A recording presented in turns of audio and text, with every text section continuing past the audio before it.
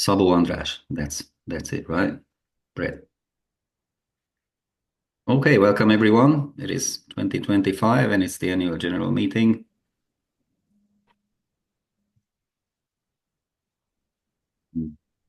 Mike, if you agree, we can just jump straight into it. Tonight's host, as usual, it's going to be the chair of Orienteering Australia, Mike Dowling. All right. Yes. Good evening, people. So, yes, in case you haven't met me before, I'm Mike Dowling. I'm the current chair of the Orienteering Australia board. So, welcome to this annual general meeting tonight via Zoom. So, if you're not speaking, of course, it's general good practice just to mute your microphone when you're not speaking. If you're here in an interested capacity, and we welcome everybody to the meeting, if you have any particular questions, you may like to ask them through your state territory delegates, or wait until we have the general business at the end. So welcome. Okay, so let us now do the acknowledgement of country. So, Orienteering Australia acknowledges the traditional custodians of the land upon which we compete upon. We extend this acknowledgement to all the traditional custodians of the lands and First Nations peoples, and would like to pay our respects to all elders, past, present, and emerging. Thank you, Arpad. So this is our broad agenda for tonight. So first we'll do attendance, minutes of the AGM from last year, Chair's report, which references the draft annual report that's now been circulated in 2 iterations to you as state voting members. Financial report, courtesy of our Director of Finance, Paul Liggins, a little bit more about the 2025 budget. Constitution amendments will pass to our Company Secretary, Robert Spry. Elections and appointments, 2025 activity plan update, and then general business, which will be including announcement of the Hall of Fame inductees for 2024, or this year, the Athlete of the Year announcement, and also the confirming the draft 2026 National League program for you as well. Next screen, please, Arpad. All right, Arpad, would you like to now do a roll call of voting members, please? Yes.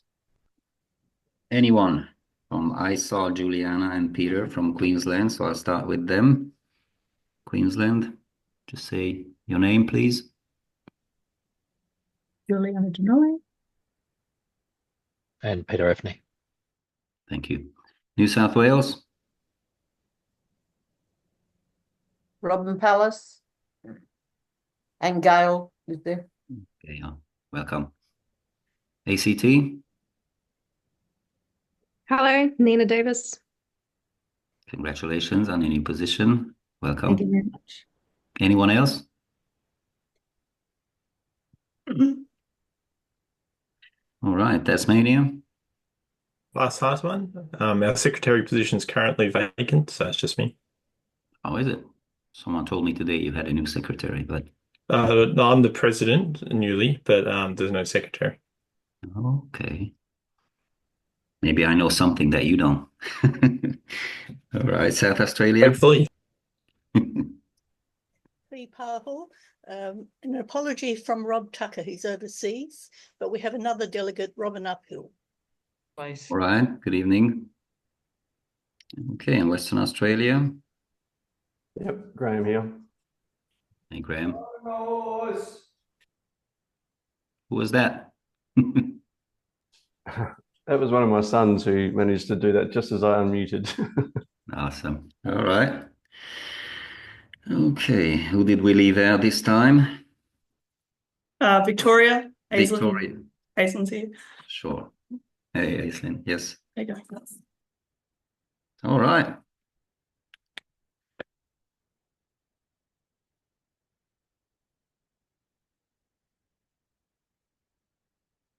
Next point, then it's the minute certifiers. Anyone would like to volunteer to certify the minutes? Last year we had Robin Pallas from New South Wales and we had Anna Napier from Western Australia.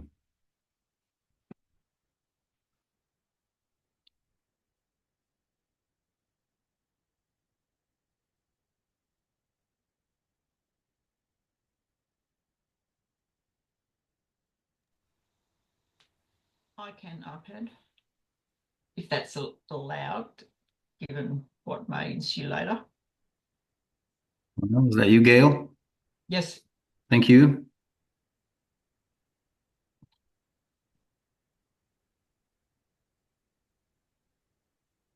All right, come on, folks. It's not that. It's actually not a very big job. Take maybe 15 minutes of your time. Yep. Can put my hand up for that iPad at Andrea. So Thank you, Andrea. Thank you, Gab. That went well. Back to you, Mike.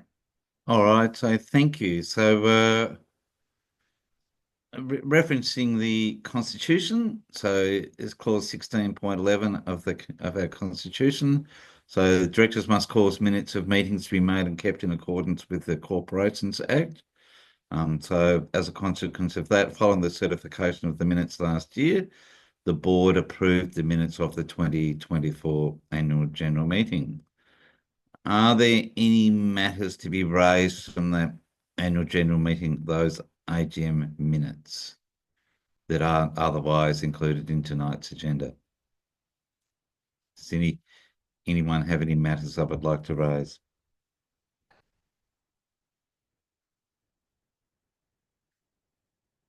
Could pause to have a sip of cup of tea. Okay, thank you, people. Let us move on.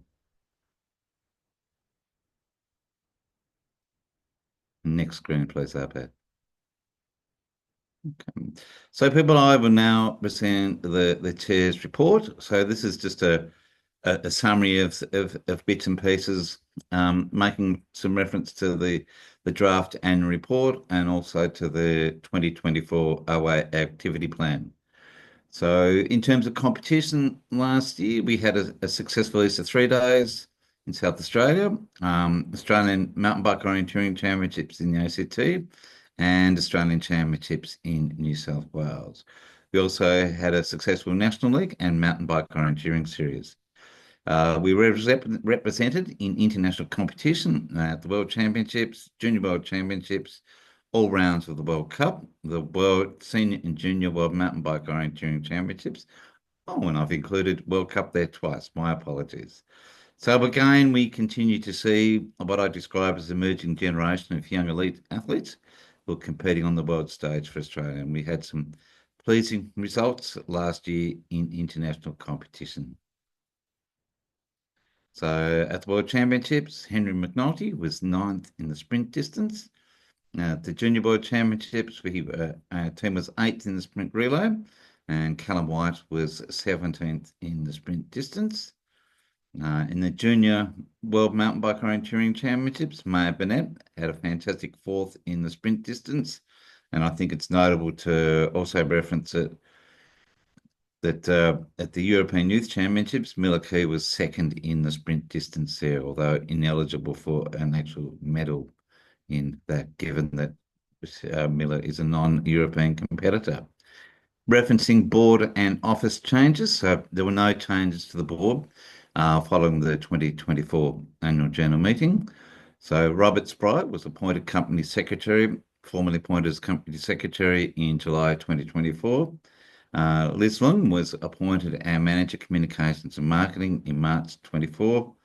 Daniel Stobb was appointed Manager Participation in July 24 to assume the role from Brady Nankervis, who led the development and implementation of the participation plan. And I'll mention it again later on, but I particularly want to pay thank you to Brady for the work he did as the previous manager participation in leading us through that process. And it's worth again noting that the OA Holder Sport Participation Plan has actually been used by the Australian Sports Commission as a little bit of an exemplar for several other sports.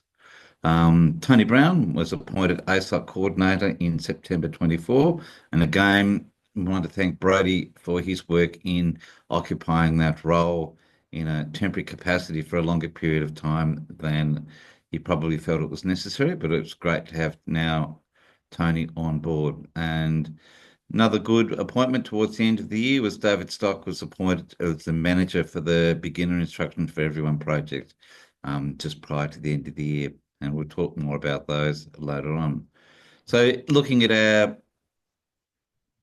our priorities from last year, we'll just work through them. So we'll flip up to great organisations. So these are colour coded as green achieved, orange in process, or red no real progress or not much progress. So one of our goals was to maintain compliance with the NIF and to ensure our member states' territories are compliant. So we continue to monitor compliance with the NIF policies through our Manager of Integrity, Andrew Shipton, and the board. So last year we developed a photography policy and implemented that. There's an accredited photography modules being developed in the Orienteering Learning Centre to also expand or provide, if you like, some more strength to our photography policy. We continued in the Safeguarding in Sport Continuous Improvement Program, and OA published a commitment to safe sport, which was part of the Safeguarding in Sport Continuous Improvement Program. And I noticed, Arpad, you made mention of Bridget Uppel, appointed as project manager for Kiddo. I did leave that out because we formally approved Bridget's appointment early in 2025, I think, from what I recall. But just while I allude to that, that's another fantastic development we have in process. So another one of our goals last year, people, was to complete our process to move to a company limited by guarantee. It was what was that, the Beatles song, A Long and Winding Road? It was indeed a long and winding road, but we gained the ASIC certification to move to the company structure in July last year. So we need this it's essential for Orienteering Australia to continue to be recognised by the Sports Commission as the National Sporting Organisation, or NSO, for Australia. There's still a few little financial matters to be completed. And once they are fully completed, we will probably bring through a special meeting, a resolution to formally wind up Orienteering Australia Incorporated to really tie off and complete that transition. So the board spent a bit of time last year reviewing risks and align our procedures with public liability insurance requirements. So last year was a review of our risk management policy. Out of that, we established a risk register, which is subject to periodic board review.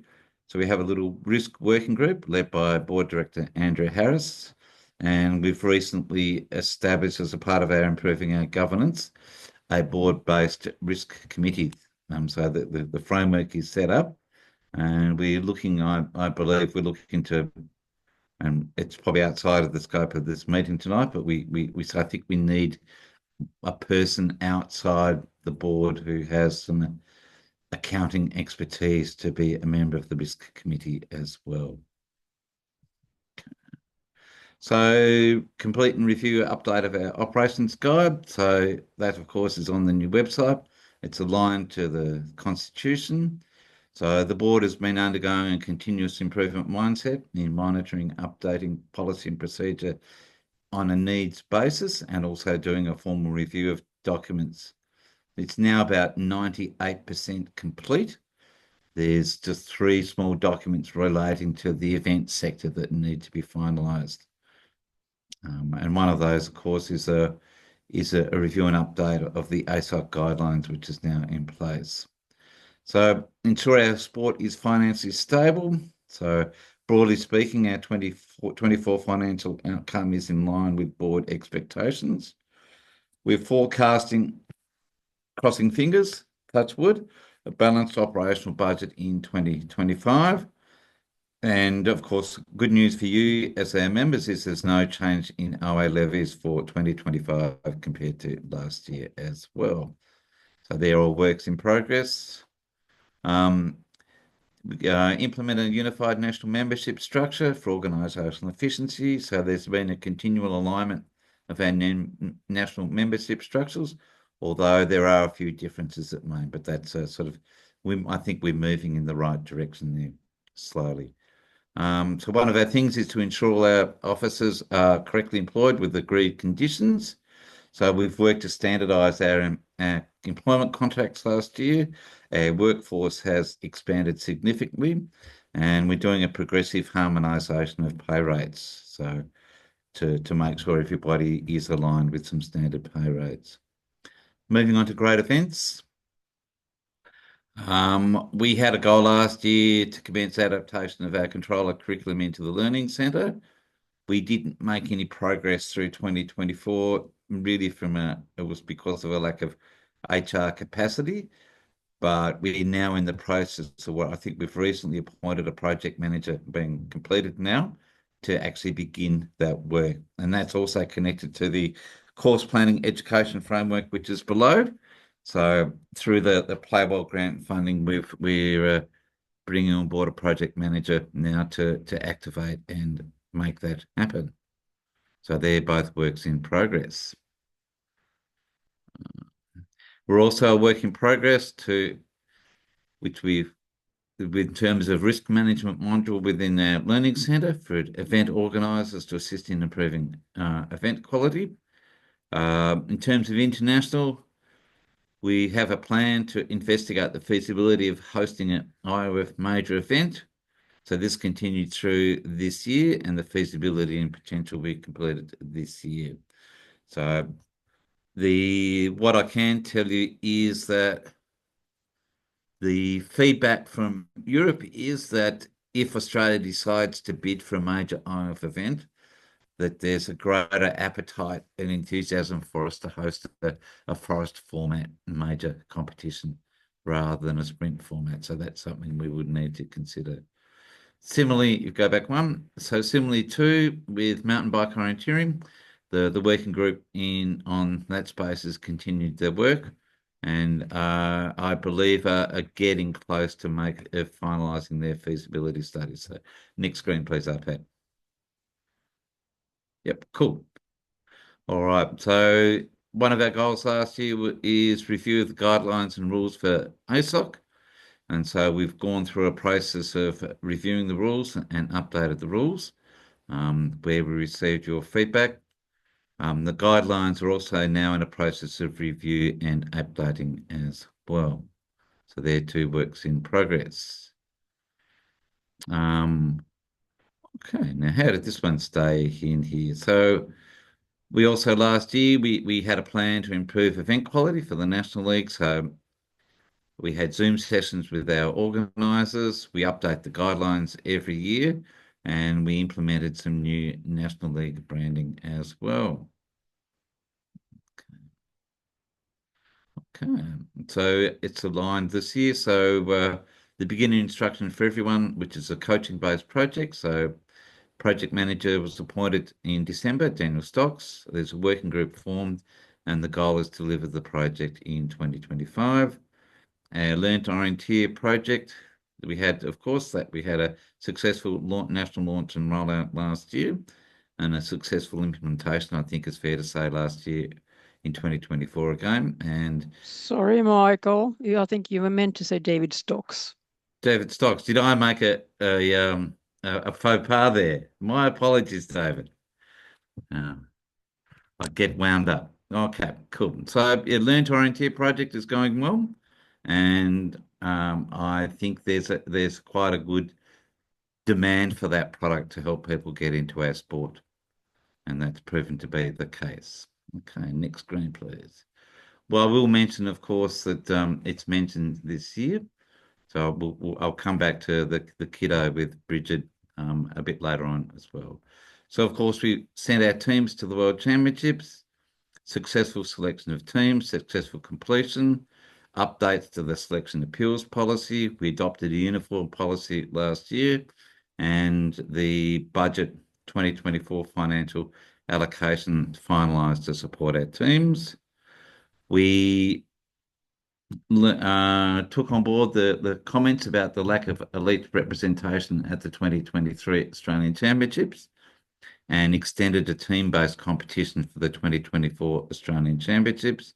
So that was conducted, and it's planned to again conduct that form of National League again this year. Next screen, please. So moving on to relationships. So we developed and implemented our communication and social media plan. And so the plan published, it's available in the operations guide. It's guiding and informing how OA communicates. We also had a goal to complete and implement the redevelopment of our website. So the website was officially launched in March last year. So the development continues to be ongoing, and there's been a significant growth in engagement through the website. So the data is not complete for either 2023 or 2024 in terms of the totality of the year, but both those figures captures about a 9-month period. So you can see that there's been a significant increase in page views and unique users in interfacing with the website. So I guess we can say that it's been a successful redevelopment on that basis. In terms of relationships, I mentioned before that we employed Liz, brought Liz on board as our manager for communications and marketing. So Liz works 30 hours a month, and looking at our social media metrics shows significant growth in engagement. So if you look at our metrics with both Facebook and Instagram, which are our two principal properties, and particularly in terms of Facebook, so slightly less posts last year, but way bigger reach, visits, and interactions. And the same with Instagram as well. So significant growth with those metrics as well. And of course, particularly if you're working on a major event, please contact Liz to how she can collaborate and work with you with your coming major event if you're a major event organizer this year. Okay, so we mentioned before the photography policy. So the policy adopted by OA, it aligns with the NIF or the integrity framework. It informs how OA uses photos of children and young people across OA media channels, and members and affiliated clubs must also follow this policy in their official communication as well, because it is a direct alignment with the integrity framework, particularly the safeguarding children and young people policy. And we're always ready to answer questions on that front as well, if people have questions. So improve event or usability. So again, we have Paul Prudo continued as our project manager.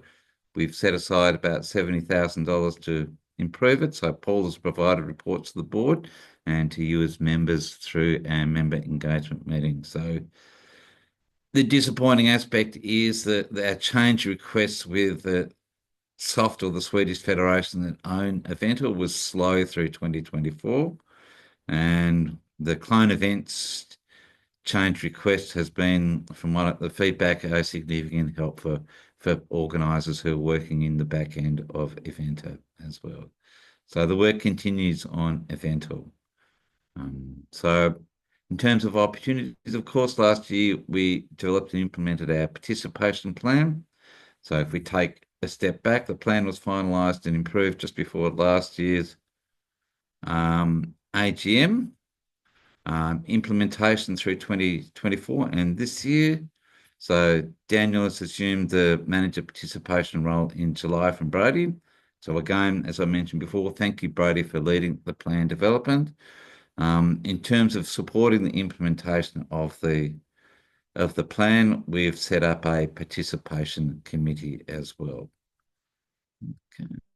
And I saw your question, Suzanne. We'll come to those at the end. So in terms of the Whiteside bequest, you can see there we granted amounts to support the provision of event services for our championships last year. We received an additional request for $10,000 that was granted to develop the Mesho network system, and that was successfully tested at the Australian Mountain Bike Orienteering Championships. The board has conducted a review of the grant process. So bequest grants are across 3 areas now. So okay. Thank you, Robin. Thank you for that correction there. Much appreciated. So major event grants, performance access grants, and participation and development grants. So we're looking at, again, these are 2 items that we're finally making a start on. So volunteer recognition plan. So that's now forms part of the participation plan, and our manager participation will be working to develop that this year. An inclusive practice plan. So that is also a work in progress. I can let you know that we've just signed a partner agreement with an organisation called Aspect Autism Friendly, who operate out of Victoria, to look at how we can adapt the Learn to Orienteer program so that it is neurodiverse friendly as a product to trial and test it as a pilot in Victoria. So in terms of ASOC, Tony Brown, as I said before, was been appointed ASOC coordinator. The organisational guide is in progress review, and we've had an update of the rules as well. So some participation funding highlights. So last year, of course, $20,000 was made available to states and clubs to support participation innovation, and several projects were funded. So Kiddo agreement was reached in December that Kiddo would be part of OA for development. So Bridget Upper will manage that process as the owner and developer of Kiddo, and Bridget started work earlier this year on developing Kiddo, and also the National Junior Development Camp was supported through participation funding last year as well.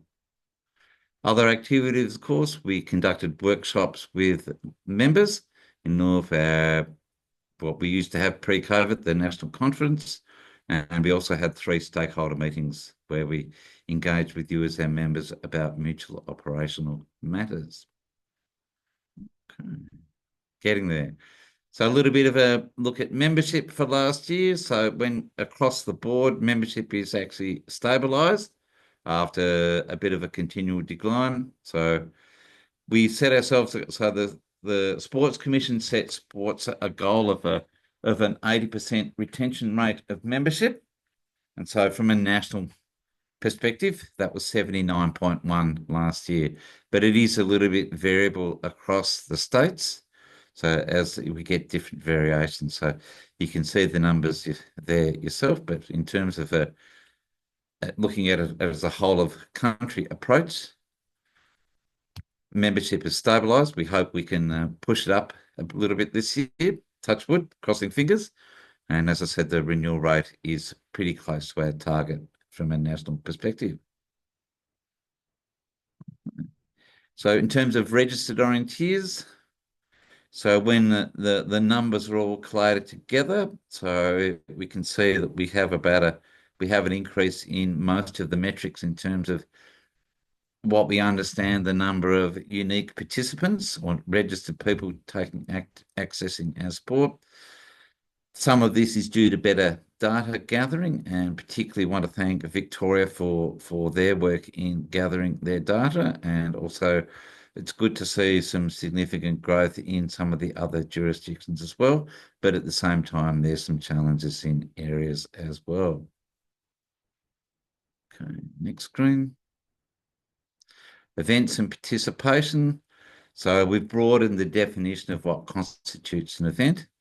What subsequent to also including trying to capture more of the schools events that are conducted outside of sporting schools, and to bring in the small number of training events that are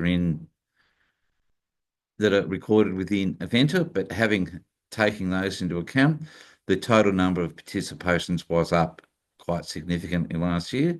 And I do want to particularly draw attention to the particular growth in both Queensland and South Australia last year, and also some good growth in New South Wales as well. So that's good to see. So, and for some of us, of course, there are some challenges, but if you look at the national trends, we've got a positive growth trend in terms of participation last year. All right, so finally, thank you. So thanks everybody for your contribution to the success of Orienteering in Australia through the year. There's been significant work in progress has been made in rebuilding our sport post the COVID pandemic. Of course, challenges always remain in sport, and Orienteering is not the only sport in Australia that has particular challenges, especially around volunteer capacity. So the play well investment, the change in the funding model from the Sports Commission is assisting in our operational capacity. And so many initiatives over the last couple of years are now being implemented that will hopefully continue to grow engagement and participation in our sport that we all love. So, okay, so that's a little bit of a summary of activities from last year. So questions, comments, please. Okay. Mike, is there still Robin Palace from New South Wales? Robin, yep. Is there still funding available for the Learn to Orienteer project? Yes. Okay. Yes. Thank you. Yeah, so and Suzanne, any time indication for the Learning Centre for Photography and Controllers? So I believe the photography module is close to complete. For the controllers, so the project manager has just been appointed, and so that work will be starting. So it's a work in progress. So I agree, we're looking forward to it. And Robin Upwell, thank you for that note about how much you received for last year. Okay. Any other new message? Any other feedback, please, people, or comments, questions?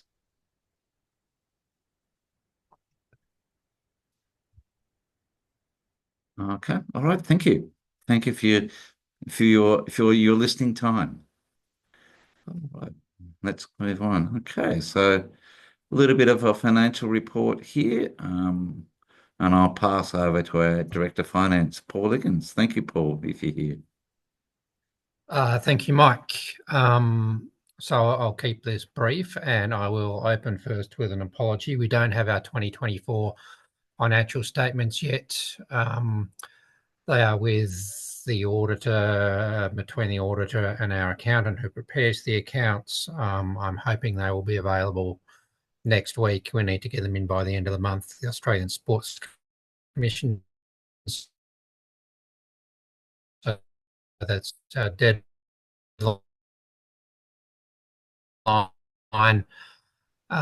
Previous auditor is unable to audit companies limited by a guarantee, which we are now. So that's led to a few delays with having to get our new auditor up to speed. The main issue, and for those who are interested in such things, the main issue with the accounts at the moment is the recognition of the money coming in from the Australian Sports Commission and how we recognise that in the accounts, how we recognise the backlog that we're trying to work off as well.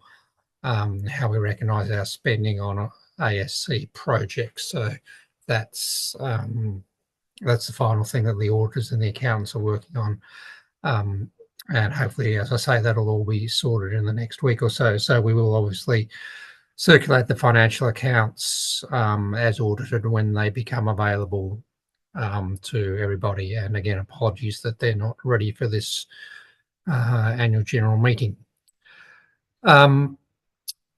Broadly, I think as Mike alluded to, our expenditure and revenue was in line with our budget, with the exception of the Australian Sports Commission revenue, which was much higher than budgeted.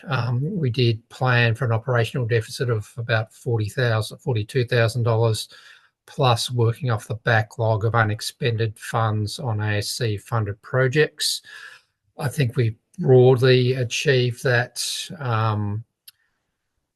Having said that, the ASC grant revenue is much higher than we expected, and I'll talk about that on the next slide.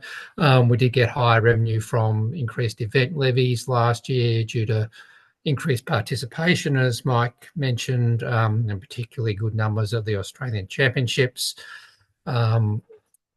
Costs were generally in line with expectations, but a little bit higher due to high spending on wages and contractors, again, to progress some of the ASC funded projects.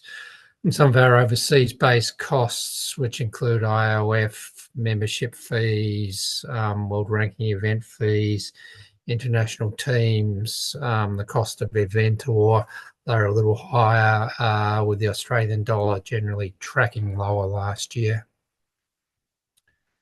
Next slide, thanks, Pad.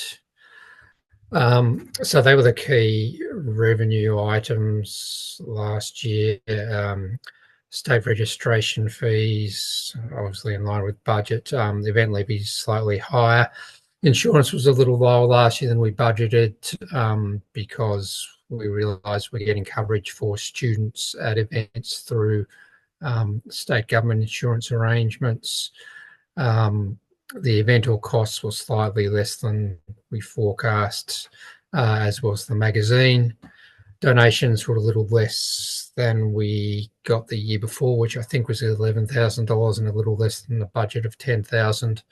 And obviously the big one was the Australian Sports Commission. So in cash terms, if you just want to flick over to the next page, Pad, received about $270,000 last year. What's what's changed is two things. Firstly, we've historically, for the last 5 years, I think, received $100,000 sort of as of right revenue from the Sports Commission. That's now increased to what appears to be around $180,000 per year.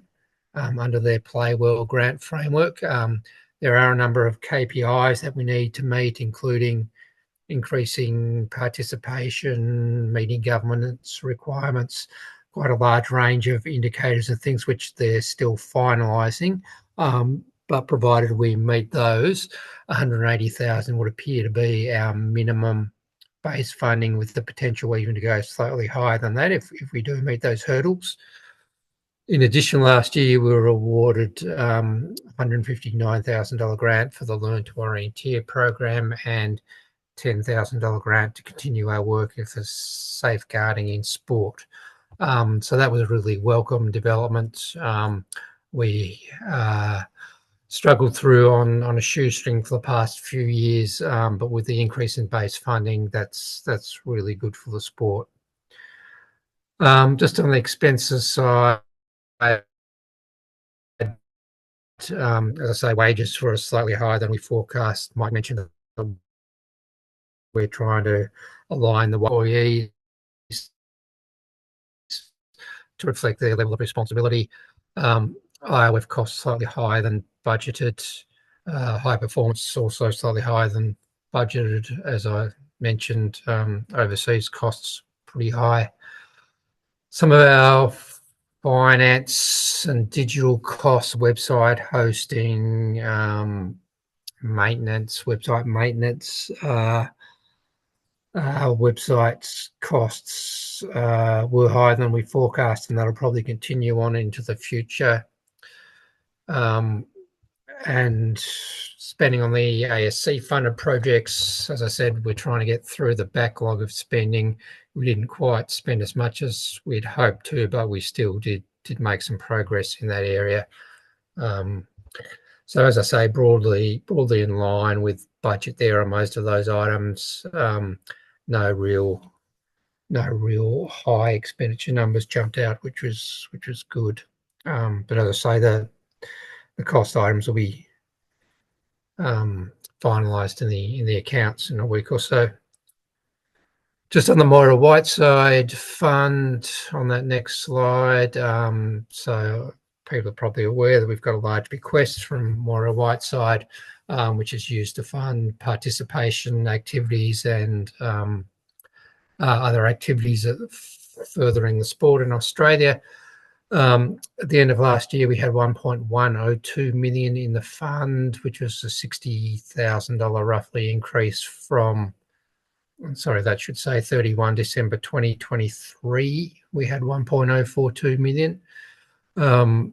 We targeted 7% return, and the investments are held roughly 2/3 in shares and property and 1/3 in cash. The fund's probably gone backwards since the end of last year due to fluctuation in the stock market, probably $50,000 less than we started the year. That will continue to be a bit volatile, I suspect, over the next, well, until the orange-haired guy gets out of the White House. We made $35,000 worth of payments last year out of the fund for the MTBO championships. As Mike mentioned, we give away, as of right, about $40,000 each year. So that's $7,000 for the MTBO championships, $13,000 at Easter, and $20,000 for the Australian Championship Carnival. And yeah, we handed out $35,000 last year, a mix of top-up payments, and in general we paid 12 months in advance of the events too. So we'll pay out 70% of the grants 12 months in advance, and then the remaining 30% once the events are over and the funds have been acquitted. We also received a small bequest fund from the Nigel Aylett Memorial Sports Foundation. Those that might remember, Nigel Aylett was a keen orienteer and road gainer who passed away perhaps 10 or 15 years ago. A bequest fund has been set up in his name, and we received $12,000 from that last year to fund travel to international mountain bike orienteering events. So last year, $3,000 was provided under that fund to a couple of juniors to attend the World MTBO Championships. And yeah, that fund will generally be worked through over the next few years and should be exhausted by 2027, as distinct from the Memorial Whiteside Fund, which we hope will continue for a long time further. The 2025 budget, I've just got one slide on this. Basically, we are hoping to make a operating profit or loss of close to zero, so break even on the operating profit or loss, and work our way through another $120,000 of ASC project backlog spending. We've probably got about $200,000 in total to backlog spending that we need to undertake. We're hoping to get through, almost 2/3 of that this year.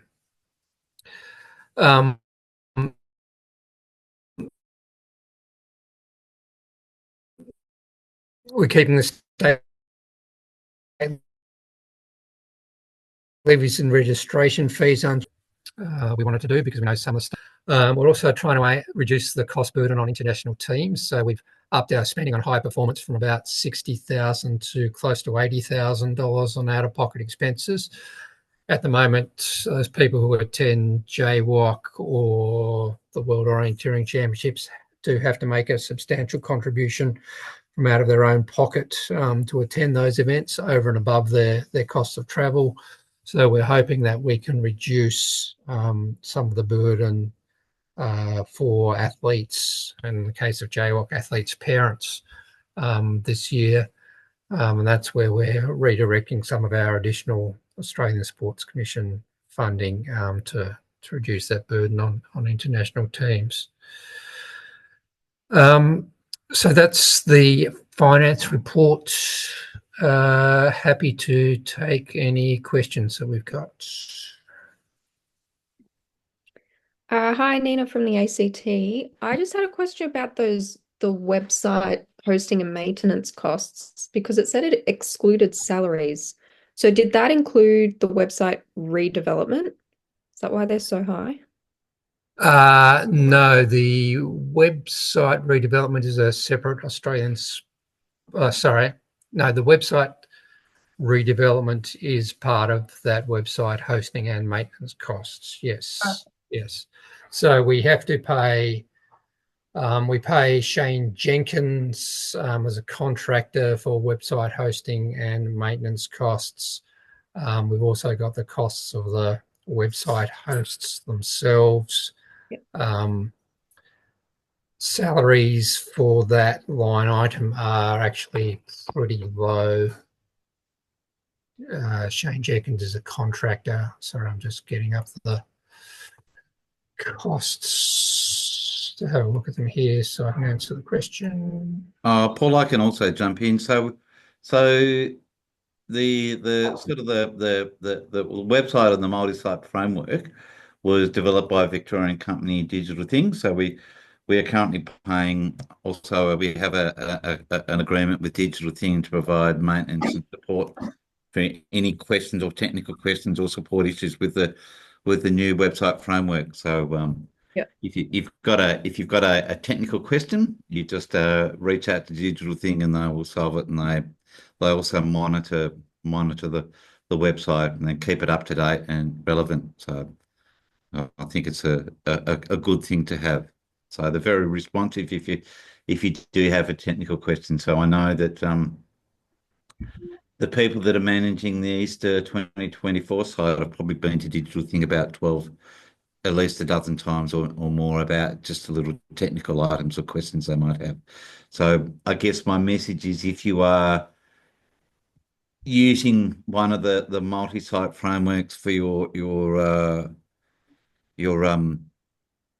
major carnival, that if you have a technical issue, please reach out to Digital Thing, and you can get in touch with me, and I can give you the contact if you don't have it to get support for any questions you might have about it.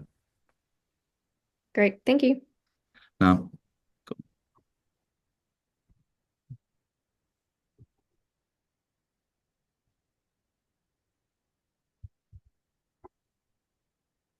Okay, thank you, everybody. Thank you, Paul.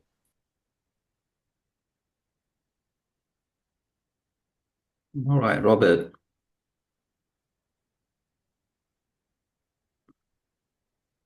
So sorry, Upad. So Phil, you've got a question in the chat about project costs.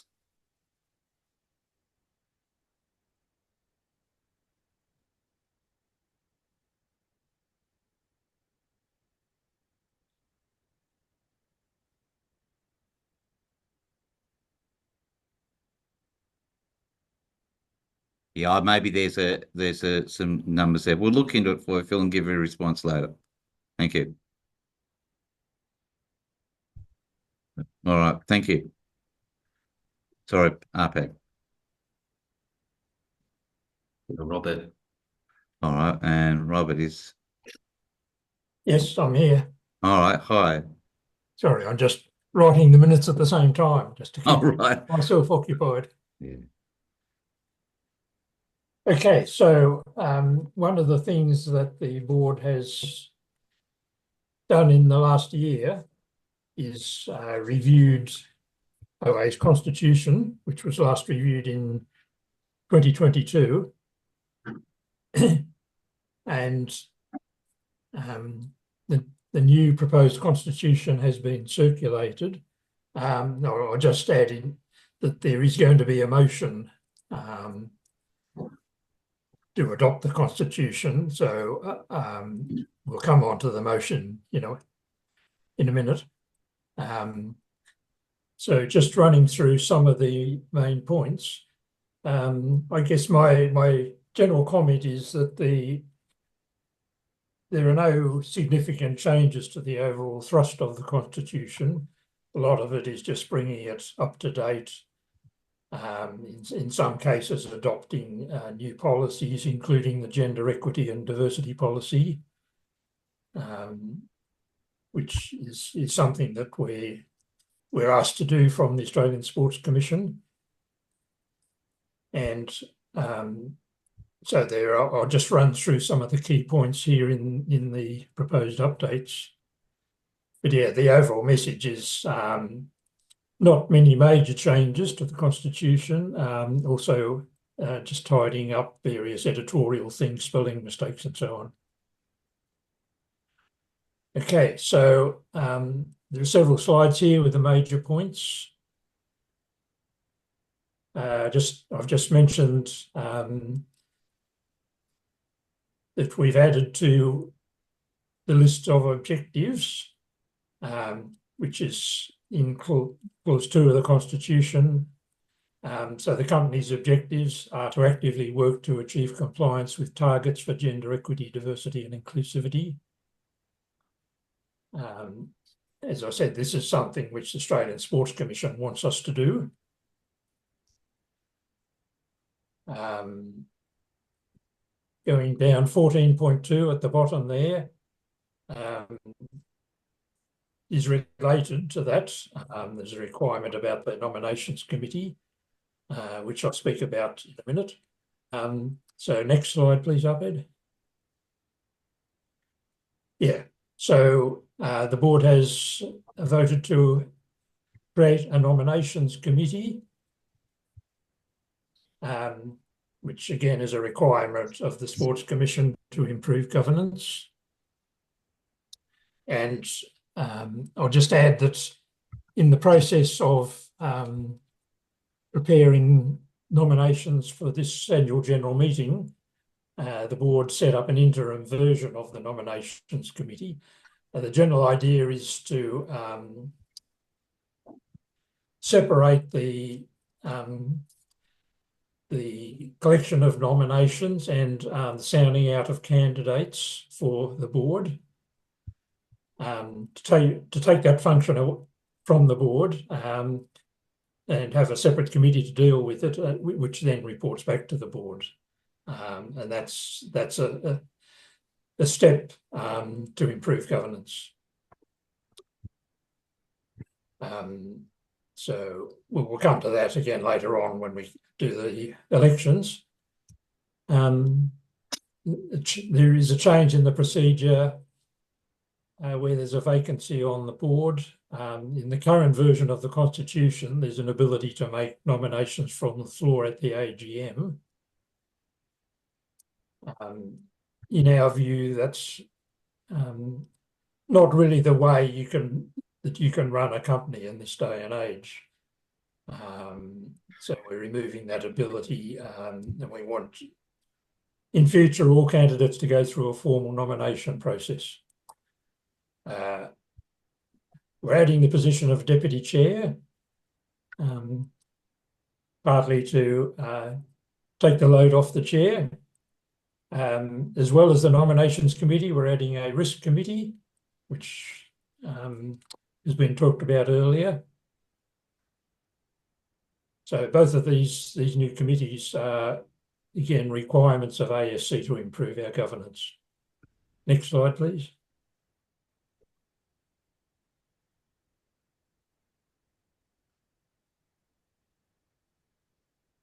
Okay, one of the things which was missing off that list, I don't know if we actually missed a slide. Did we skip a slide up, Ed? Did I miss one, Robert? Did we miss one?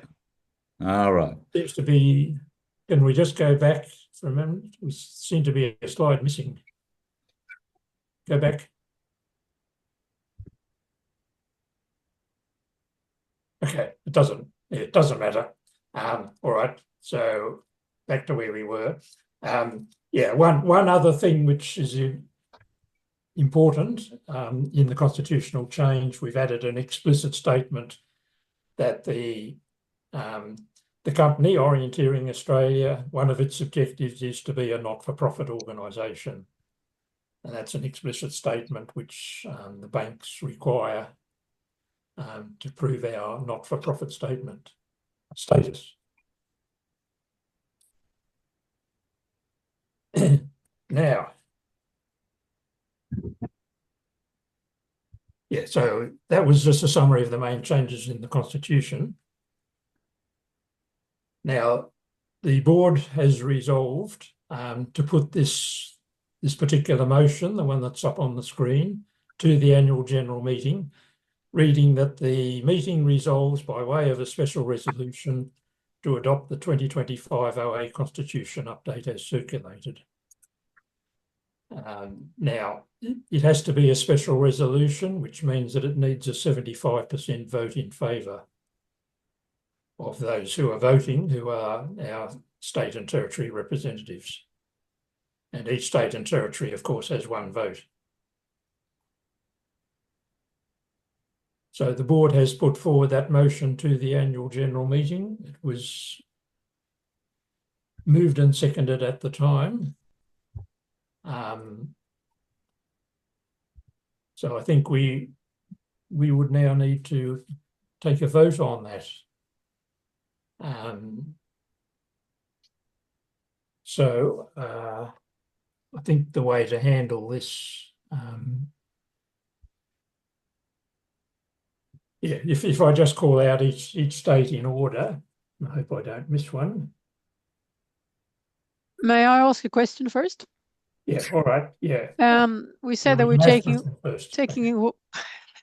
we're taking away the possibility to have somebody elected or nominated on the floor, so to speak. And we're going to go through a nominal process instead. Does that mean that it's going to be steered from the board who they will nominate? Or does that mean that people can still nominate? So it's going to be sent out like a message, we are now asking for nominations. How is that process going to look? I can answer that, Suzanne. So very much still, it's a process that we, the board is very interested to hear from you as our members. If you have a good candidate for the board to nominate that particular person, and so basically it goes through. It's a formalisation that the Sports Commission wants it. So the nominations go through a nominations committee. And the intention of the nominations committee that we've set up an interim one, but when we have the full nominations committee, that there's actually somebody on the nomination committee that's external to the board, so that there's a combination of people on the board. So yes, we very much do want to receive nominations, but it's a sort of a process now that it goes through. And I guess what we particularly the board will identify maybe gaps in the cohort of the board about where the board might be also looking for particular expertise. And so, the board is after people that may have an interest in working in this space at a more strategic level. Just to be clear, I totally agree with that. I just wanted to know how you were going to sort of approach us and how we would be able to get the nominations in. Because I remember last meeting, you were talking about what you needed, but I haven't heard how that actually went. Yeah. All right. So you'll see. So you'll note that when we had the pre-members meeting, so Gail has been nominated by Orienteering New South Wales, Gail Contock, and myself and Anna have been nominated, but we're after someone else, and we'll certainly you'll find out we're still looking for people in a particular space. So someone that we have been for quite a while in that sort of that inclusivity, diversity type space. Yeah, thanks, Mike. And I'll just add to that as well. So in a situation, to backtrack, there is a formal process in the Constitution. There are deadlines for when we advertise and when nominations have to be submitted. And those nominations will then be reviewed by the nominations committee. If it turns out that there are, let's say, insufficient nominations, so there would still be a vacancy on the board, I envisage that we would keep nominations open, potentially up until the date of the AGM. The difference will be that you won't be able to just stick your hand up from the floor. You'll still have to submit a formal nomination to the nominations committee. So it won't alter the timing. It just means that you won't be able to stick your hand up and nominate from the floor. Thank you. I think that sounds good. Will lead to better governance. Before we continue, there were a couple of more questions. Why change from chairperson to chair? That's Robin's question. I replied to Robin. It's just it's simpler language. Yeah, just a use of simpler language. Thank you. Yes. Yes, I think that was the wording that was suggested by the Sports Commission, I believe. Yeah, it's basically just simpler.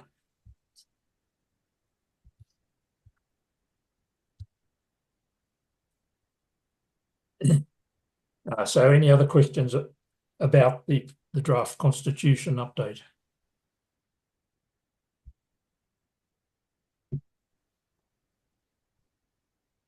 Robert, was there an inclusion in there about equity, about male female equity on the board?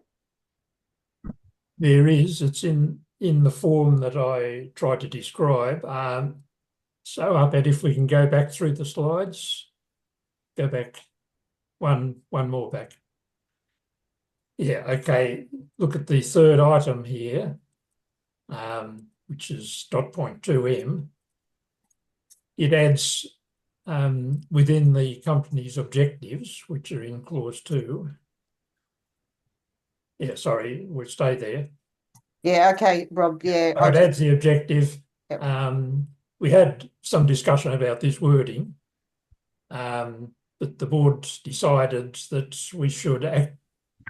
The way it's been written is we will actively work to achieve compliance with targets for gender equity, diversity, and inclusivity.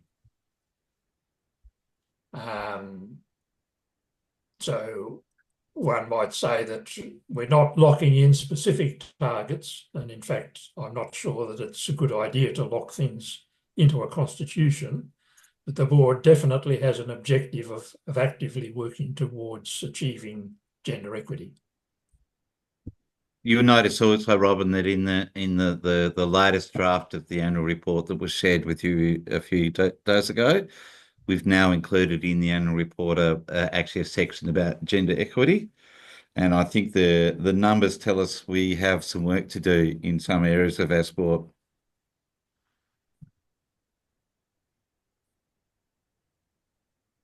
Yeah, so did that answer your question, Robin?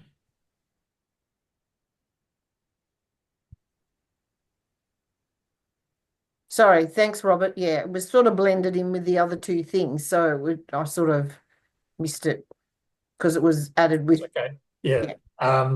Yeah, I must admit those dot points are in a random order. They're not. They might be a little bit hard to follow. Thank you.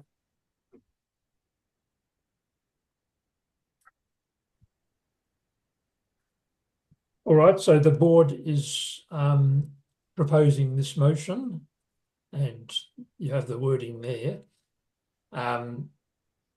So yeah, we need a special resolution.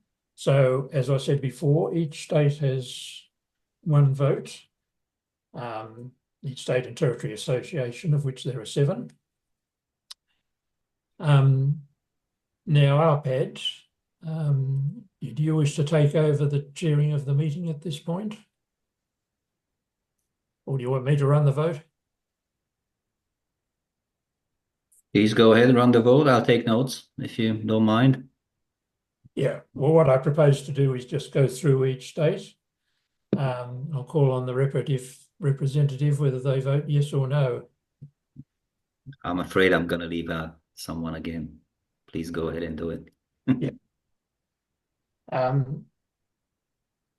So each state and territory has one vote. So ACT. Yep, we vote in favour. Thank you. Yeah. New South Wales. Yes, we're in favour. Yeah. So I'm doing this in alphabetical order. So Queensland. Yes, we're in favour. Thank you. Next, alphabetically, South Australia. Yes, we're fine. Thank you. Tasmania. Yes. Thank you. Victoria. Yes, we vote in favour. And West Australia. Yes, we're in favour.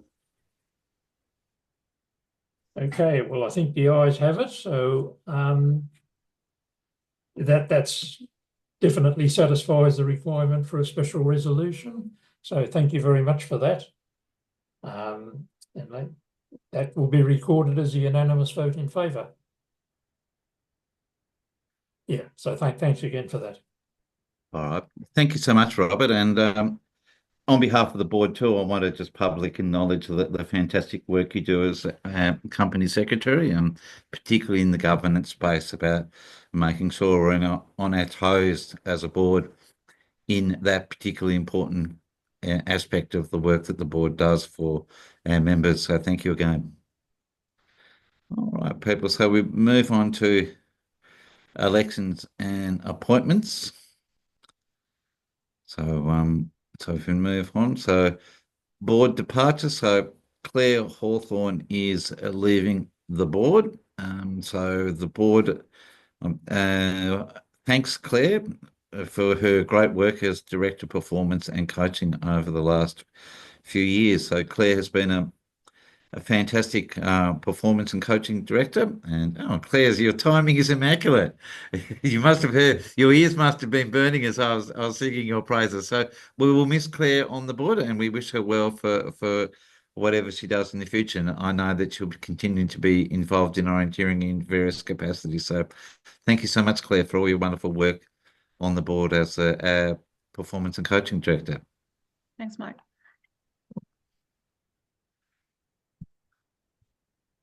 So elections appointments, looking at the relevant clause.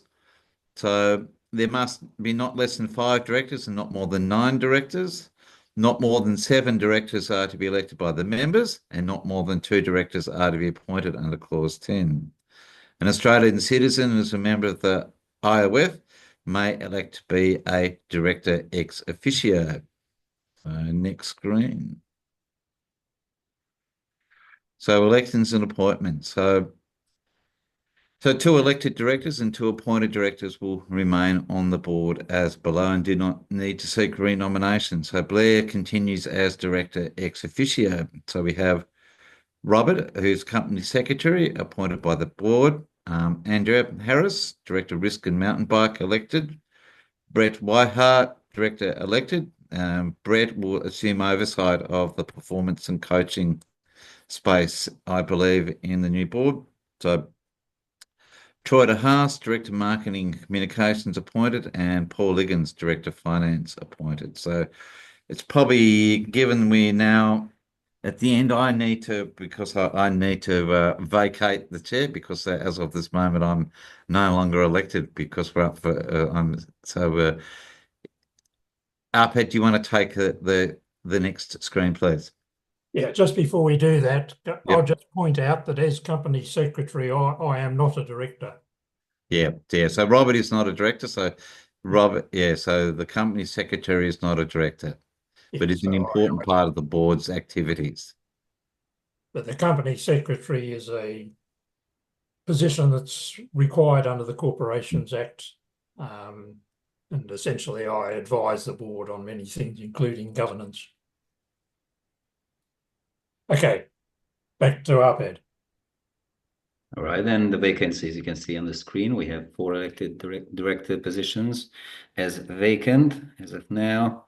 And the next screen contains the nominations. And we have received nominations for election and approved by the Interim Nominations Committee. And Gail Contock from New South Wales been nominated as a new board director. Anna Sheldon from Queensland, a renomination, and Michael Dowling, representing Tasmania here, is renominated. And in accordance with clause 12.2b, the nominees are duly elected. Clause 14.4a allows for nominations at this AGM for the sole vacant elected director position.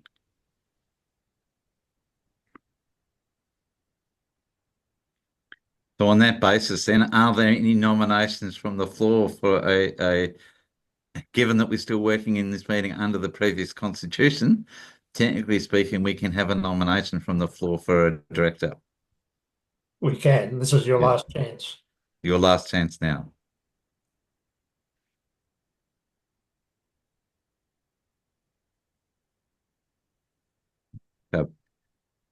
So silence. So let us move on. So cool. Thank you.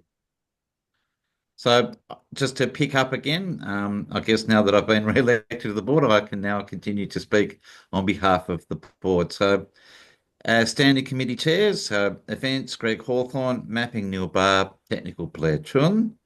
So the chair of the WOC selection panel this year is Bruce Arthur. The chair of the Mountain Bike Orienteering World Championship or selection panel is Joel Young. And the chair of the Junior World Championship selection panel is Rob Walter.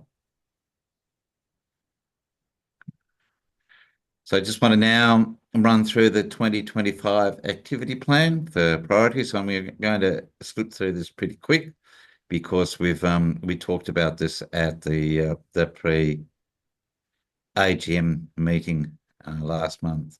So just in terms of events, so we're finally getting underway to put our controller curriculum into the Learning Centre, finally getting underway to develop the course planning education framework, and the risk management. So one of the early things is that, so for example, a little module on how to use some basic course planning and course setting tools will be the first thing off the rank there. And also about the risk management module for event organisers as well. So next screen, please, Arpad. So again, so finalising of our plans for the potential for major IOF events in orienteering and mountain bike orienteering, with orienteering possibly now out to 2032, for mountain bike orienteering 2030. So in terms of standards, given that this was written, so complete particularly the review of the guidelines for ASOC. So next screen. In terms of performance, finalise the adaptation of the coaching curriculum. So I believe it's competition and performance still need to go in, and I think competition is well underway and performance is not far away. And again, as always, it's a priority to name our teams. And this year, of course, we have the World Games in China in July, in addition to the World Championships in both orienteering and mountain bike orienteering in the Junior World Championships and World Cup as well. Next screen. Relationships to finalise the implementation of our communication and social media plan. Tie off all the loose ends with the OA website. So there's some historical data work that's going on in the background to complete in that. Continue to monitor the photography policy, continue to monitor how we comply with the safeguarding children and young people policy. As I said, the photography module is, I believe, not too far away now in the Learning Centre.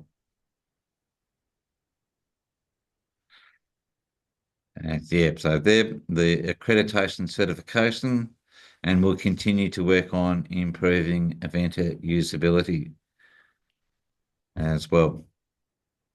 So a lot of big work in the opportunities or participation space. So we've got our current participation plan, complete that this year. Effectively acquit our Playwell investment through this year and next year. And you'll note in the notes that we're aiming to do a substantial spend this year. Complete and implement the beginner instruction for everyone project. The same with the Kiddo project and also the Learn to Orienteer project. So we're looking to complete that expansion of the Learn to Orienteer project and make it a part of our regular way of supporting the people new to our sport.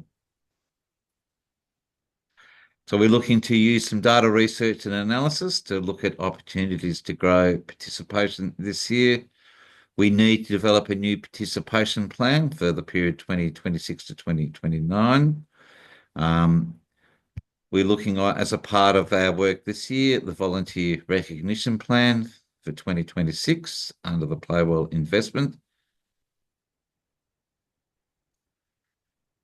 The inclusive practice plan.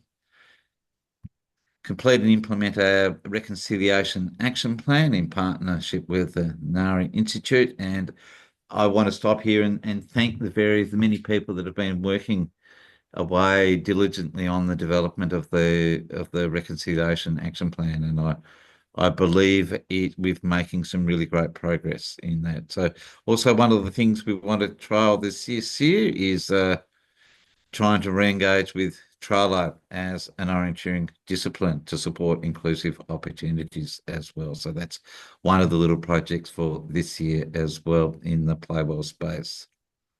Of course, in terms of the governance front, maintain our compliance with the NIF, tie up the last little loose ends to transition to a company, continue to review and monitor risk and make sure that we align our procedures with our insurance requirements, continue to look at how we can improve our national membership structure system as well.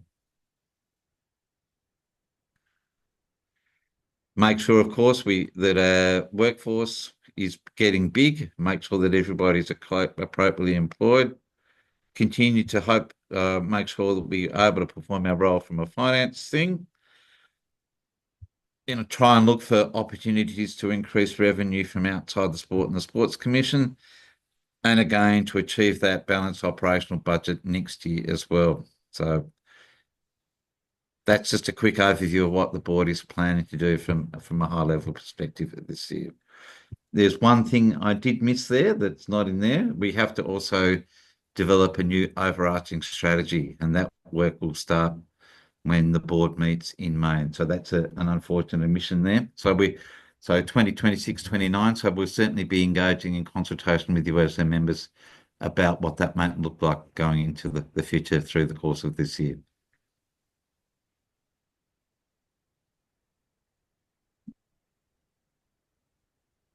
All right.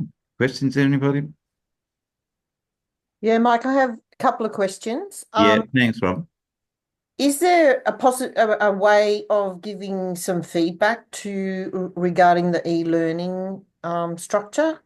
Yeah, so I would give that feedback to Daniel Stott. Daniel Stott. Yeah, so Daniel and Brody are the two people that work with the Learning Centre. Yep. Yeah, so give it via Daniel. Yeah.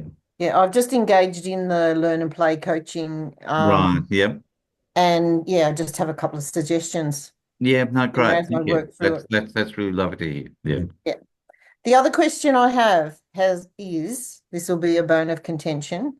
Has the board ever considered an Australian-based event system?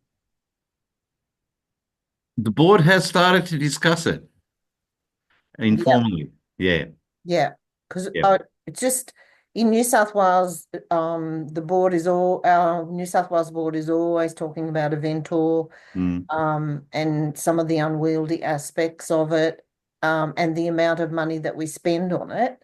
There's so many other things emerging now, in the sporting space as far as entry systems and membership systems and so on.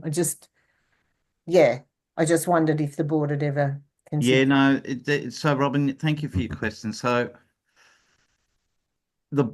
I have been given authority by the board to write to the Swedish Federation to express our dissatisfaction. It's probably a fair enough word with the support and performance of Eventor. So the support from a system perspective, and also the performance of it as a product. So I guess the board shares your concerns about it as a system. And I know the further I personally dig into Eventor, I find usability issues with it. So for example, if you open Eventor on a phone, it's impossible to find the button to register. And so we're working on some workarounds is to make it easy for people to register in Eventor on a device. So with a pointer thing. So I'll give some communication with it. But yeah, so thank you for raising that question. Yeah, our biggest concern is that we're trying to hold on to newcomers. Yeah. We're trying to get people to come and engage, and it's just causing a barrier. It's just starting to cause a barrier, that's all. Yep. I understand. Take your point. Blair. Yeah, just following up on that. When we scoped some potential alternative providers a few years back, the big difference between Aventor and alternative providers in financial terms is that Aventor is a flat annual fee for everything in Australia, whereas the other providers we investigated charged on a per entry or percentage basis, and if we were to use those providers as extensively as we use Aventor, the total cost at that time would have been substantially higher, probably in the order of double. Now, obviously, the market may well have changed since then, but so we should always be keeping an eye on things. But yeah, that's some of the background. Guys, I'm just going to put a chat. So we've just created an Aventor landing page on the website that hopefully will help people on a device go straight to.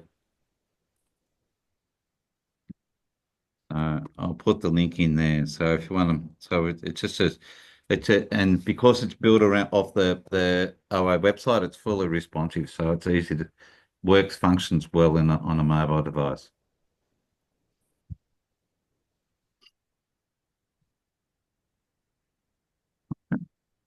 Any more questions?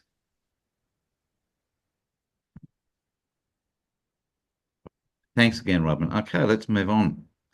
Yeah, Mike, there's a couple of questions in the chat relating to the Constitution. I can just briefly answer them now. Yep. They're pretty easy. Yep. All right. Thanks, Robert. Yeah, so just on the subject of gender equity, in the new Constitution, which we've now adopted, the chair and the deputy chair are required to be of different genders. So that's one step towards gender equity. Then a related question, who is now the deputy chair? Answer to that is the chair and deputy chair are appointed by the board. And I think the plan is that the board will be having a brief meeting when this AGM finishes to appoint the chair and deputy chair. So from a technical point of view, I'd say Mike is acting as chair at this stage, and the actual appointments of both will be done by the board.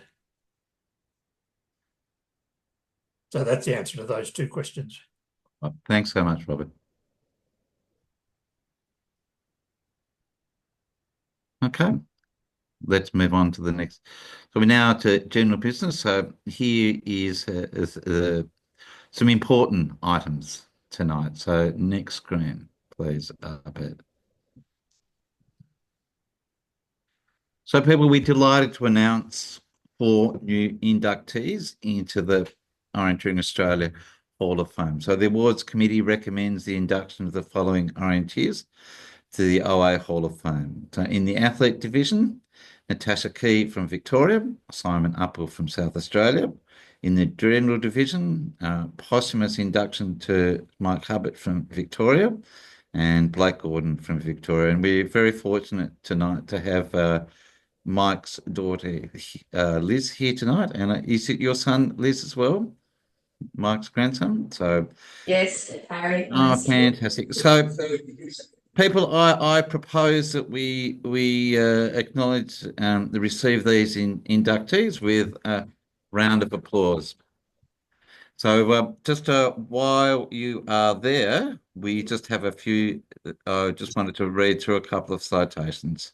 So, Liz, we might start with Mike. So, Mike's contribution to Australian orienteering goes way back to August 1969, when he was the event secretary for the event at Upper Beaconsfield, Victoria, that led to the permanent establishment of orienteering in Australia in 1970. He was one of a small group that established the Victorian Orienteering Association and the Orienteering Federation of Australia, and was OFA Secretary from 1975 to 1981.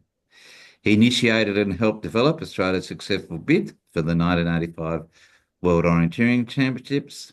Mike was editor of the Australian Orienteer from 2004 to 2023 and was a major contributor to Park Street Orienteering in Victoria.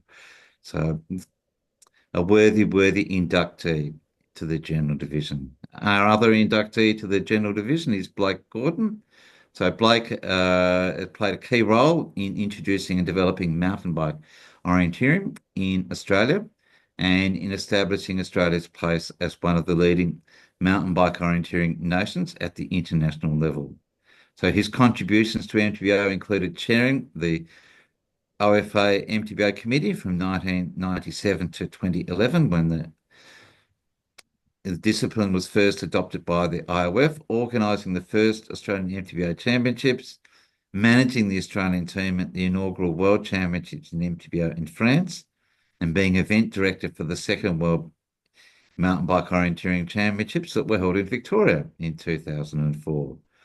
That event established Australia's reputation as one of the leading nations in international mountain bike orienteering competition. So Blake is also a worthy inductee to the General Division. So in the athlete division, Natasha Key has had outstanding success at both national and international level in elite and masters level orienteering throughout her career. Natasha holds the most Australian national titles for an individual female orienteer. She has represented Australia at 10 World Championships, achieving a career high 10th place, 4 top 20 results, and a 7th place relay result. Natasha has also represented Australia at 17 World Cup races, with 2 17th place finishes. Natasha has continued to have success at the Masters level with 12 podium placings at the World Masters Championships, including 8 wins. And Natasha at the moment is also our current head coach of Orienteering Australia, so a worthy inductee to the athlete division. And Simon Apple. Simon has been a key member of the Australian national teams, being a member of the Junior World Orienteering Championships team in 2005, 6 and 7, and World Orienteering Championship team 10 times in the period from 2008 to 2019. Simon has been first 7 times in the Senior National Orienteering League individual competition and has won the most national titles in the Australian Championships and Australian 3 days by an M21E competitor. 20 in total. Incredible record.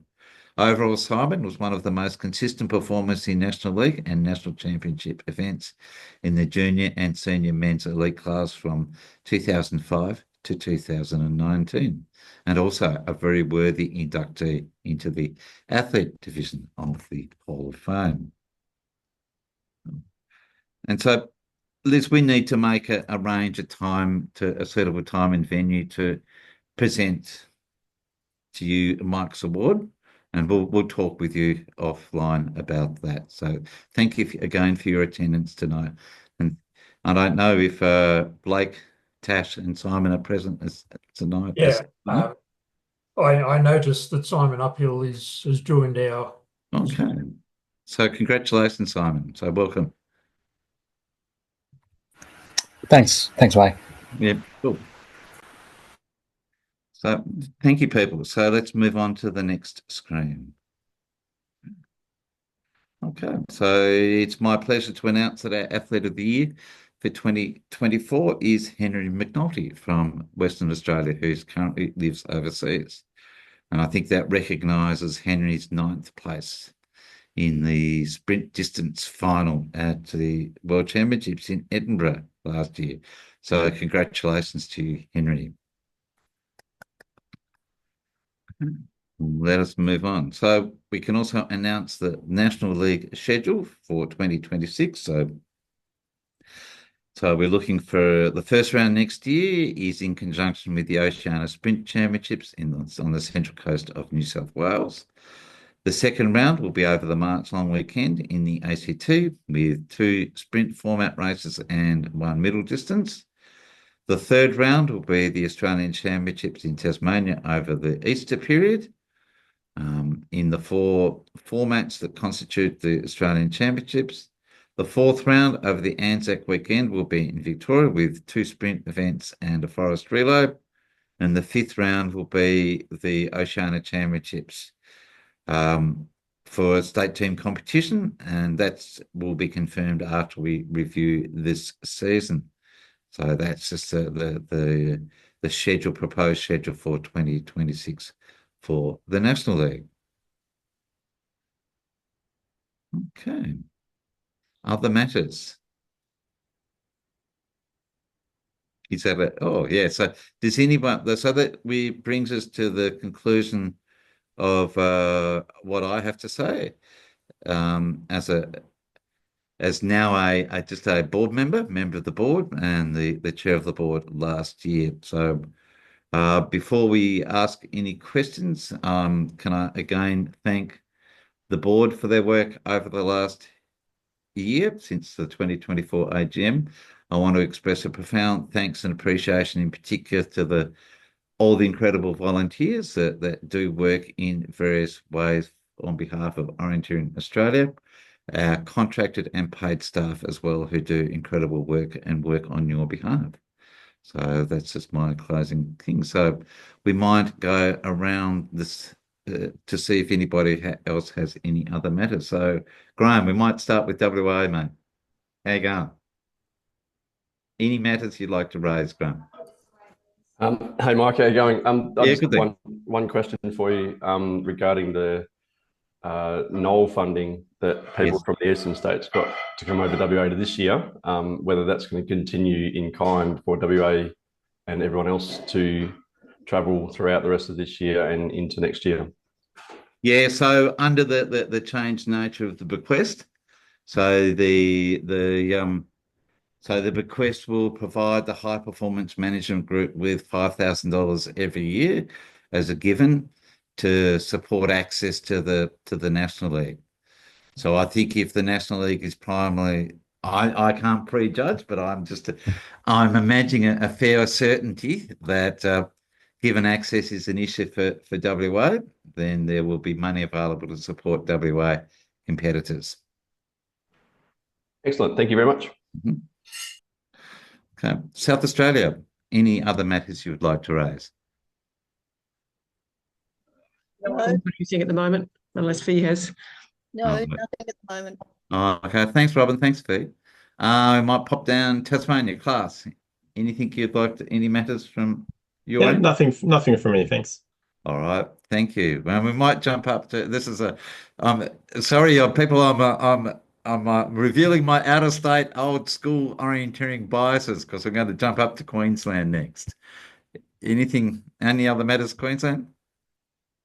Mike, just to say thank you to you for your leadership and thanks to all of the directors on the board for the huge voluntary effort that goes into your roles. So that's, I think, very much appreciated by Orienteering across Australia. So thank you for that, and congratulations to all the awardees tonight.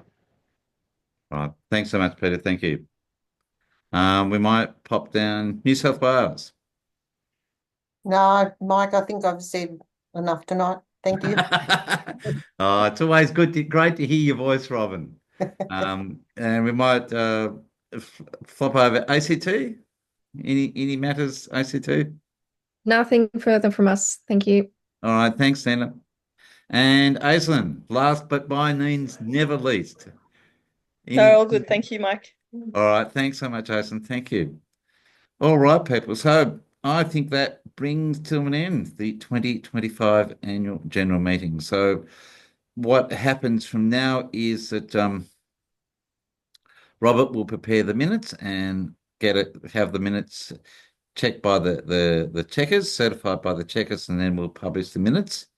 And so thank you for your time. Thank you for your questions. Thank you for your interest tonight. And without further ado, we can say, to paraphrase the automatic autostrada machines in Italy, arrivederci, we can say good night. So thank you very much. See you in Victoria. Oh, okay. See you. Yeah, keen. So new board, if you just like to hang around for a little bit, people, we will just have a brief meeting to go through a couple of strategy things we need to do. All right, and thanks, Claire. See you later. Good luck. See you, mate. Thank you. Goodbye. Good luck. Bye bye. Yeah. One special thanks to David Hogg for putting together the presentation for the Yes. So thank you, David. Yeah. David.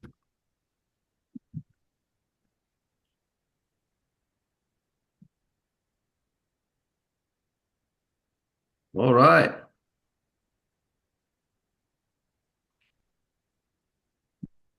Okay. I think we can stop the presentation now. Yep. And we can move on to the first, well, let's call it a new board meeting, a short one. All right. Robert. So welcome, Gail. Welcome to the board. Fantastic to have you join us. And personally, I'm very much looking forward to what you can offer the board. Yes, welcome, Gail. Yeah. So welcome. Welcome. And it's good to have a New South Wales person on the board. Yes, it is. Likewise. Yeah, no, it's great. All right. So what do we need to do, Robert? We need to do a Yeah, well, again, this is just a recommendation from me, but we should elect the chairman and the chair and the deputy chair. Remembering that they have to be of different genders. And these are board decisions, so it's up to the board to decide who they want to be chair and deputy chair. I think RPAD should actually run this part, perhaps. Can I nominate? Can I nominate Robert? Or suggest? Well, you can suggest. May I suggest that the board re-elects Mike Dowling as the chair? And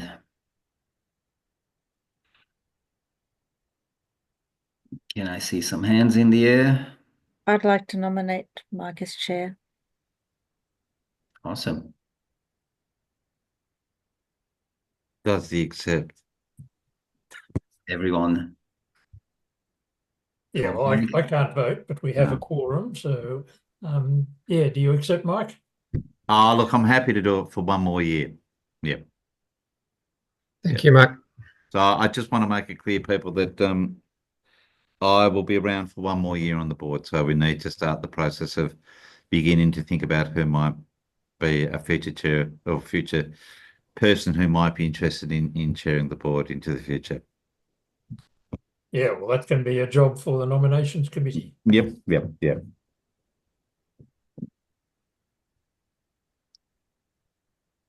All right, then deputy chair is the next one, or have we? No, we need to. Board? We need a So we need to do deputy chair. As the board decided. Everyone in favor of Mike as chair of the board, please raise your hands. You can see 1, 2, 3. Paul, where was your hand? Paul's frozen. That's why he's not moving. Everyone else raised their hands, so that's a unanimous support of Mike's final term with Orienteering Australia. Final year as chair of the board. Now, can I pass on the burden of suggesting or proposing a deputy chair to someone else? Robert, would you like to take that? Well, I will. Now it's actually involved under the Constitution, given that Mike is male, we need to have a female deputy chair so that we have a gender balance. Now, I haven't discussed this, but I'm wondering whether Andrea would be interested in this position. I would do it. Thank you. I have the experience to do it, but I would, if either of the other women have aspirations to be chair, I think it would be a good step for them to do that role if they have their. So I'm not going to stand in the way of anyone else who would want to do it. I definitely do not want to be chair. Would you like to make that a bit clearer? That's fairly clear. I just don't have the capacity with my job and doing that. Like I can do the technical bit but yeah, I just don't. It would not happen to the required standard. So let's just not even go there. Just as a general comment, from my point of view as the company secretary, the main job for the deputy chair is just to fill in when the chair is not available. That's how it works in practice. Okay, so Gail, I guess, what are your thoughts? I think for this first year, I'd just like to have my trainer wheels on and see how the OA board operates and everything. And then in a year's time, I'll know what I'm really up for any roles. I think that's good, Carl. Yeah. So, Andrew, I'm very grateful you said that you're happy to take on the role of deputy chair. So, I'm going to nominate Andrew Harris for the role of deputy chair of the board. Thank you, Mike. In favour? Yeah. So, Andrea, I take it that you accept? Yes, I'll accept that. Okay. So, yeah. Next year. Next year. Oh, next year's another year. No, that'll be good. It'll be good. We've just got to get through this year now.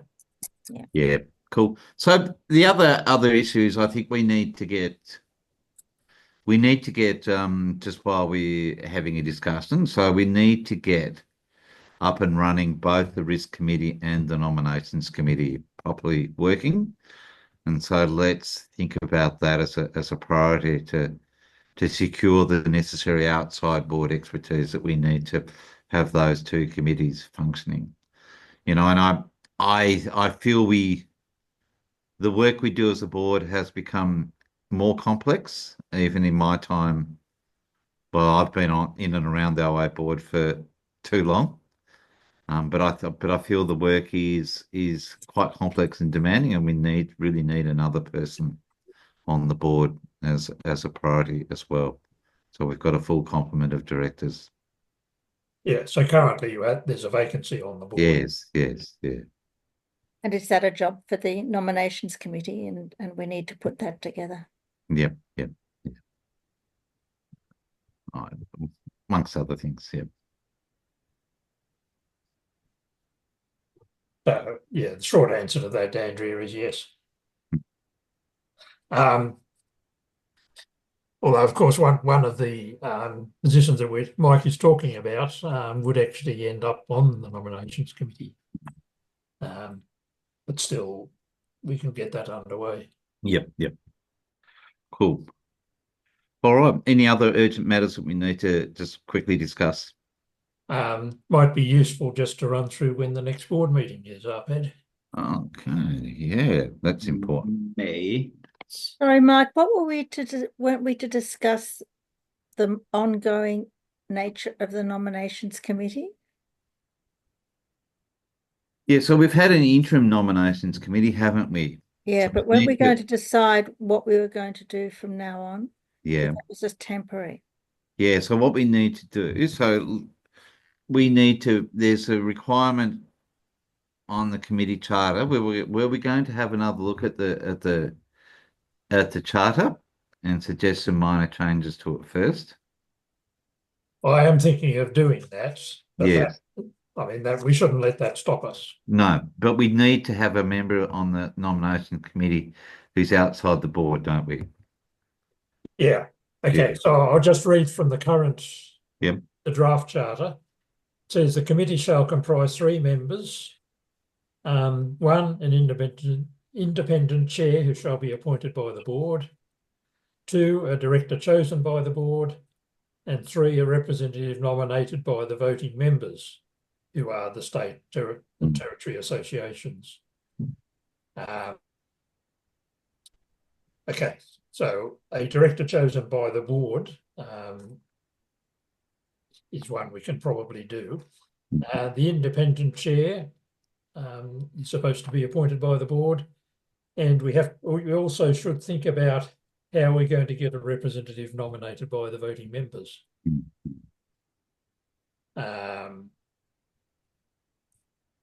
We need to think about how that process would actually work. I mean, potentially it could happen at a general meeting, possibly. Yeah. Or it could happen by just by email.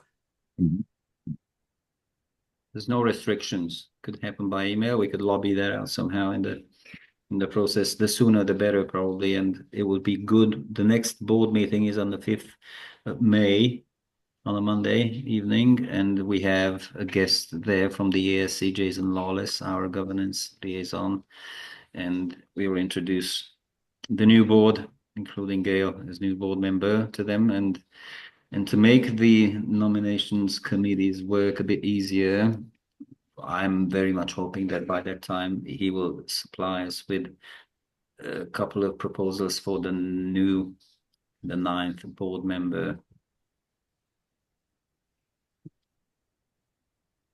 And Robert, if I'm not mistaken, we can have a short special general meeting mid-year. We can, following, of course, the instructions in the Constitution regarding a special general meeting terms, and announcements and whatnot. So once that person is agreed to take on that position, then we can announce a new special or a special general meeting, and we can do that mid-year and not have to wait for the next annual general meeting. So Robert, I don't even think we need to do that. I think the board can appoint it. Correct. You're right. Yes. Yes. Yeah, we don't actually have to go through a general meeting. Nominations committee only. Yeah. So on the recommendations of the interim nominations committee, the board could appoint a person. Correct. Okay, so on that note, just in terms of that, Robert, I'm just wondering that whether you would be prepared to be the chair of the nominations committee appointed by the board, or is that perceived as a conflict of interest? Okay, I have thought about this. I don't think it's a conflict of interest. Yeah. Yeah, so that position would be, well, the wording that's in the charter is an independent chair who shall be appointed by the board. Now, Be good. I actually looked up the dictionary definition of independent. Means that somebody is independent if they're not subject to direction. Now, basically, as company secretary, I'm not subject to direction from the board. The board can appoint me, the board can dismiss me. Sorry, the board can appoint a company secretary. In fact, they can actually appoint more than one company secretary, which is good. But the company secretary, the role is defined by the Corporations Act, not by the board as such. So I believe that I could be the independent chair. And in fact, I'd be interested in that position. All right, cool. All right. So, given that, are the board happy that we appoint Robert as the chair of the nominations committee? Yes. Yes. Yeah. Yes. That's the rules. Fantastic. So, board member is the other member? Yes. Yeah. So my question of you, Andrew, is while we're on this, given that you were on the interim nominations committee, are you prepared to continue on the nominations committee? It's either, well, I'm just a bit stretched at the moment. All right. Yeah, look, I understand. Yeah. So we don't have to make a decision at the moment. But Anna, you're on the committee too, weren't you? No, was it Claire? Oh, Claire, sorry. Claire. Oh, right. Okay. How long is the committee for? It's a year? Yeah. Well, it's an ongoing committee, basically. Yeah. I mean, I think because it's been written into the Constitution now. Yeah. So it's an ongoing committee. I guess its main role is before the AGM, but it has an ongoing role, basically to look at board succession and set up the succession plan.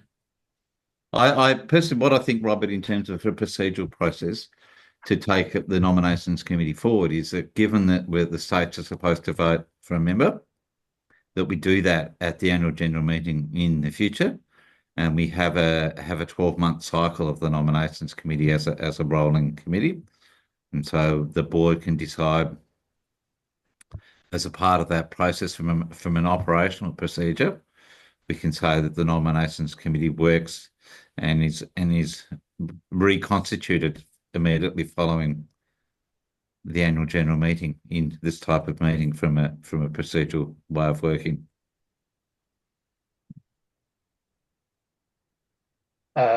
Yeah, well, I agree with that going forward. Yeah. Still leaves us with an issue at the moment. I'd be proposing to do something by email. Yeah.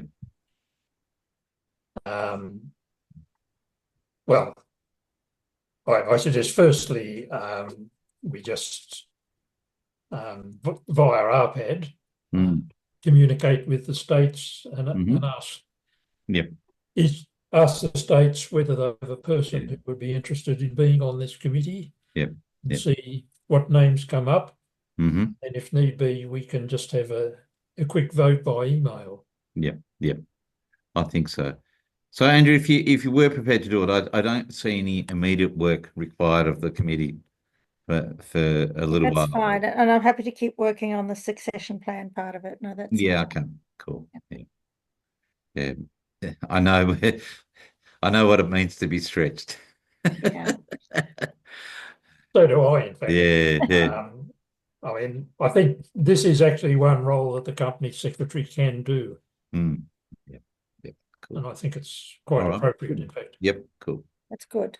Yeah.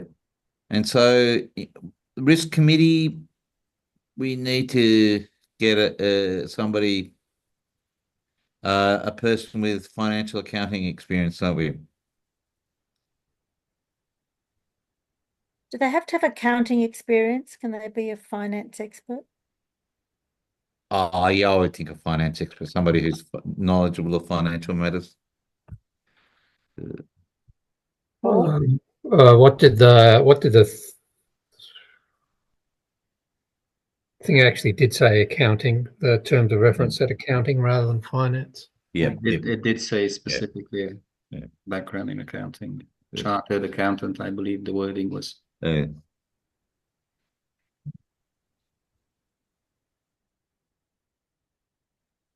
word external was also in there. Yeah. Yes. Well, I thought we removed the chartered. It was preferably chartered accountant, but not necessarily. Anyhow, I mean, the board could change the terms of reference. I guess the suggestion would be to see what names, if anyone, Jason Lawless can come up with.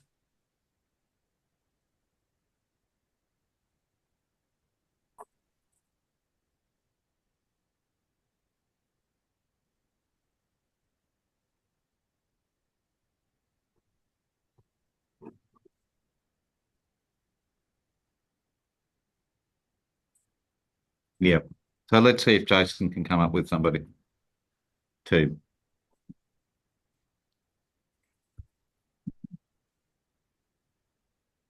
All right. Anything else? With our board meetings, can we start them a little earlier now that Queensland's back in line with us and we don't have anyone from South Australia or West Australia? Could we possibly start at 7 rather than 7:30? Yes. Does that work for people? Yep. I would be Works for very me. happy with that. My bedtime is 8:30. Yeah, I got right, a bed at 9, so I'm starting to flag. Yep. By my All right. age. Well, let's make our next meeting, I think, is on Monday the 5th, and we'll make commencement time 7 o'clock.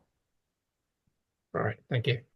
That suits me because I arrive back in Australia on that day. So I'll be feeling pretty tired by the time we get to then. So it's the earlier the better for me.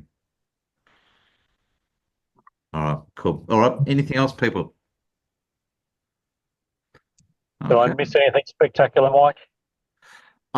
You've just been elected chair and deputy chair and chair of the nominations committee, and we've Anna said she wanted to do that. I heard her specifically say yeah, that. and you're on the risk committee as well, mate. No, I got all that part. I meant the end of when everyone else is online. Yeah, cool.